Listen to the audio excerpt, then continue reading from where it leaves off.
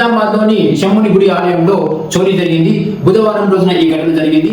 శంభుని గుడిలో పట్టపగలే చోరీ జరిగింది. ఆలయం గోడ దూకి లోపలికి ప్రవేశించి వెండి సామాగ్రిని బుధవారం మధ్యాహ్నము సమయంలో ఓ దుండగుడైతే శంభుని గుడి యొక్క గోడ దూకి లోనికి వచ్చి అక్కడ ఉన్న విలువైన సామాగ్రి, వెండి హారతి పళ్ళాలు, శతగోపము, తర్వాత ఇత్తడి పూజా సామాగ్రి, పంచలోహ హారతి పళ్ళాలు, రాగి ప్లేట్లను దోచుకొని పరారయ్యాడు.